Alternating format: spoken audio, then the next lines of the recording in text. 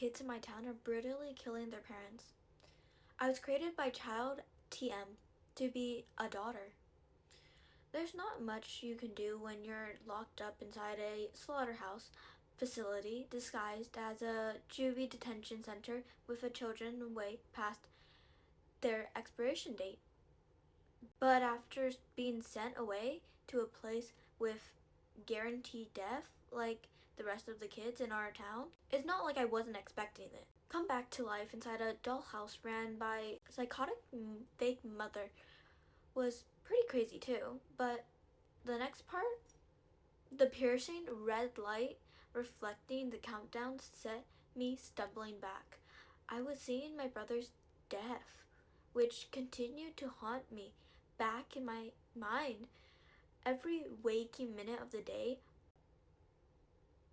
I was seeing intense red coating my eyes and my face, choking my lips, his blood covering me. His last words were caught in a shiver breath he never exhaled. I could feel it again, a wash of warmth hitting me all at once, and the shrill scream of my little sister. My twin was dead. I watched him get murdered by the countdown, by our own mother. But this time, that time countdown that killed my brother, pinpointed to the sheriff's son's forehead, Finn Novoka, who had been one of the indigenous kids brutally ripped his parents apart, and the catalyst to find me out what I really was. That I existed to parents that told me they birthed me in a town that could not have children. Panic hit me, and an overbearing wave, and my legs buckled, my hands instinctively going to clam off my ear. I couldn't watch it again. The pop of flesh coming apart and splattering everything and it's individually staining me. How could I hear that rhythmic beep sound stinging in my skull, which ended with me swiping piece of my twin from my face and trying to calm our hysterical sister. I had half of a mind to turn and run and abandon Finn, but I forced myself to stay in front of him and rest my hands on his shoulder. Alarms were still screaming, and the hallway was filled with red lights bathing the sheriff's son's haunted face in an overlordly glow. Standing in a juvie detention uniform, Ray-Bans shielding his eyes, and he almost didn't look real to me. "That's me," he said softly, his lips curving into a smile and trying to be reassuring when I could tell he was terrified. His body was trembling beneath me. Was that me?" Finn hissed out with a breath when I couldn't bring myself to answer. When I was imagining wiping his blood, which was thick over my eyes, I had to blink rapidly, make sure he was real and standing in front of me. I could see him, his head slightly inclined, sunglasses dropping off his face. In my mind, Finn Novoka was already dead, already dripping from every wall. Maybe time was going faster than I could catch up with. In my brain was struggling to register his death. "Hey, Earth Maria." Finn's voice sounded odd, like ocean waves. "Am I tripping, or was that me? Your..." "No," Finn whispered, shaking his head, his tone dropping into a frantic hiss. "That's not my separation.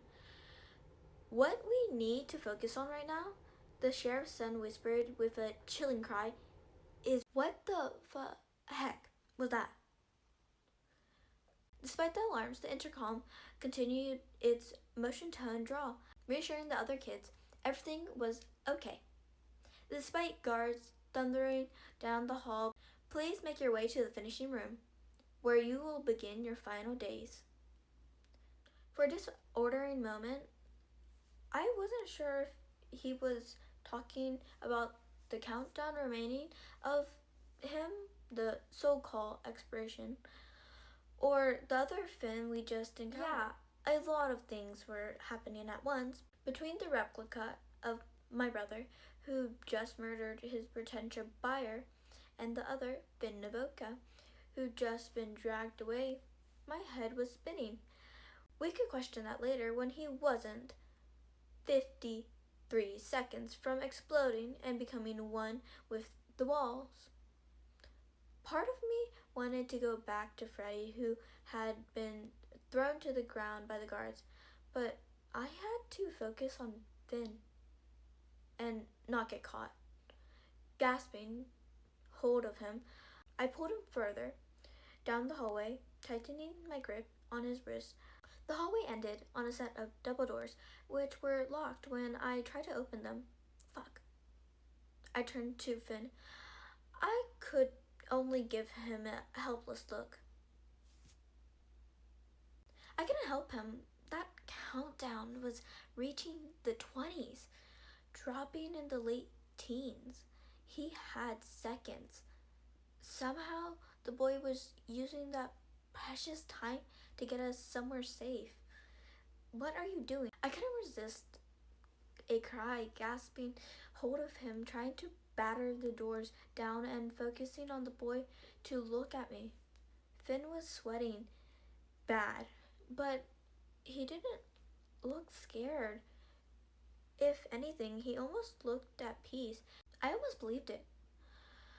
Until I remember his ear pierced, meditating his emotions and turning his brain to sludge. When I thought of all hope was lost, which it practically was, the mechanical lock on the door flashed green, a robot voice saying, "Access granted," before it swung open. I half wondered if it would let anyone in. Maybe it was another record room or something other finishing room. But then I saw private entry sign. How did you... I didn't manage to finish my sentence before the boy dragged me inside with him and slammed the door behind us. Now that we're behind closed doors, that was when Finn started freaking out. Maybe it was a Promoxy thing. If the everything were too far away, they stopped working or started to malfunction. That was what I figured when the sheriff's son stumbled over himself, his hands going to his hair and clawing it down. There was a maniacal twist to his expression, a newly awakened desperation. To get that thing off of his ear. Get it off of me.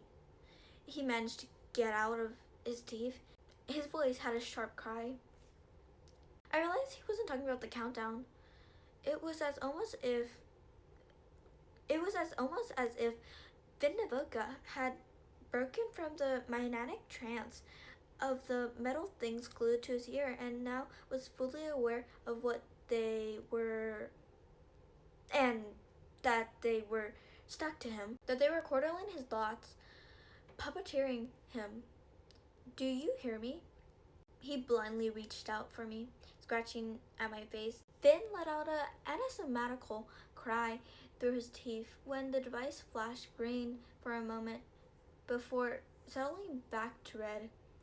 For a dizzily second, I drank in my surroundings, which were drastically different from the facility itself. The hallway and the recording room had been one big facility for the real thing, for what I really was expecting. A slaughterhouse for kids passing their expiration date. Not exactly big metal cages where they held us like cattle, but close enough. Slumped with my back against the door, I realized I was sitting on cement floor which was wet. And when I lifted my hand, which was pressed down on warmth, I glimpsed pulling crimson between my palms and fingers. Above me was a flickering light, and thankfully it only illuminated our faces and my surroundings, evicted with a eerie glow. The rest of the room was drowned in dark. And for once, I was grateful for the observation swallowing up what I was pretty sure I didn't want to see. I was on my feet when the countdown on Finn's head reached 10, then 9. Somehow it was slowing down, or maybe I was going crazy. Maybe my brain was struggling with registering certain things and taking everything around me. Dad, Finn surprised me, speaking through a sob. He grabbed my shoulders, his fingernails dipping in. When I tried to pull away, his strength forced me back against the wall. I thought he was reverting to a boy who ripped his father apart, but no. Why did you... His head jolted again, the earpiece flashing purple, but Finn fought it, tightening his grip on me.